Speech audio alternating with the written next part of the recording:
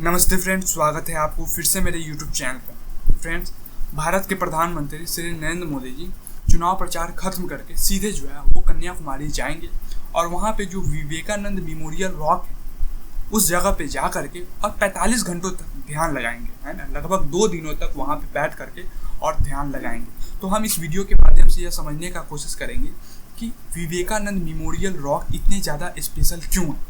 तो आप इस वीडियो में जो है वो पूरे अंत तक जरूर बने रहें। देखिए, ये जो आप देख रहे हैं वो कन्याकुमारी है। यहाँ पे कन्याकुमारी है और इस जगह पे यानी कि समंदर में जो है वो विवेकानंद रॉक मेमोरियल है और इसी स्थान पे प्रधानमंत्री श्री नरेंद्र मोदी जी आएंगे और 45 घंटों तक ध्यान लगाएंगे। कहा यह जाता है कि वर्ष 1892 में जब स्वामी विवेकानंद जी पूरे भारत में भ्रमण कर रहे थे और भ्रमण के अंतिम समय में जब वो कन्याकुमारी आए तो कन्याकुमारी में आने के बाद उन्होंने इस पानी को तैर करके यानी कि 1892 में इस पानी को तैर करके और इस रॉक पे आए थे। ये जो आप रॉक देख रहे हैं, चट्टाने देख रहे हैं, ये 2 चट्टाने हैं और समंदर के नीचे से जो है वो 2 उभरा हुआ चट्टान है और यहीं पे स्वामी विवेकानंद जी तैर करके आए और यहाँ पे लगभग उन्होंने 3 दिनों तक इस चट्टान पे बैठ करके और ध्यान को लगाए थे और 3 दिनों तक ध्यान लगाने के बाद उन्होंने विकसित भारत का सपना देखा और साथ में उन्होंने भारत माता की परिकल्पना भी की। इस चट्टान के ऊपर स्वामी विवेकानंद के याद में वर्ष 1970 में स्वामी विवेकानंद मेमोरियल को बनाया गया था और इसे उस समय के हमारे भारत के प्रधानमंत्री श्रीमती इंदिरा गांधी जी ने उद्घाटन भी किए थे। यहाँ पे आप 2 स्ट्रक्चर देख सकते हैं, एक स्ट्रक्चर ये और एक स्ट्रक्चर ये।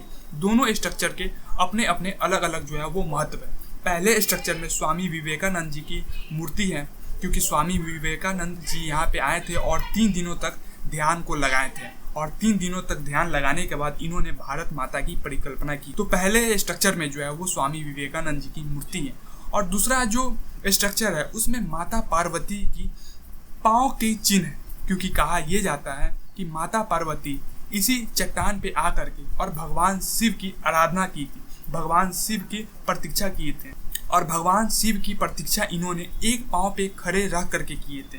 तो एक पाँव का जो है वो यहाँ पे चिन्ह बन गया। इस कारण से जो है वो दूसरे स्ट्रक्चर को माता पार्वती के नाम पे बनाया गया है और साथ में स्वामी विवेकानंद मेमोरियल यहाँ पे है और यहीं पे जो है वो 3 सागरों का मिलन होता है, एक अरेबियन सी, एक बे ऑफ बंगाल और एक जो है वो इंडियन ओशन, यानी कि 3 महासागरों का मिलन विवेकानंद मेमोरियल रॉक के पास होते हैं। पहला बंगाल की खाड़ी, दूसरा अरब सागर और तीसरा हिंद महासागर, यानी कि तीनों महासागर का मिलन जो है वो यहीं पे होते हैं। जहाँ पे विवेकानंद रॉक मेमोरियल है यहीं पे जो है वो तीनों सागर के मिलन होते हैं। तो ये जो है वो कुछ ऐतिहासिक महत्व है जो हम आपको समझाने की कोशिश किए हैं।